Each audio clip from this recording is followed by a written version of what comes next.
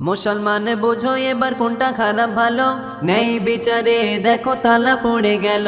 মা বাবা না খেয়ে ক্ষুধার জ্বালায় মরে, ছেলে 1000 টাকা দিয়ে পীরের পা ধরে। কোরআন খতম করে ইমাম 300 টাকা পেল, সেই কোরআন বক্তা পড়ে 20,000 নিল। বিচারটা এ কেমন হলো বিবেক দিয়ে ভাবো, ভুল হয়ে গেলে পরে ক্ষমা আমি চাবো।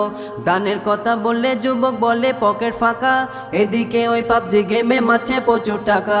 অপচাই যারা টাকা ব্যয় করে যায়, নবী বলে তারা হলো শয়তানের ভাই। মুসলমানের ঈমান ধ্বংস হচ্ছে ধিকে ধিকে, কারণ এই পৃথিবীটা এলো শেষের দিকে।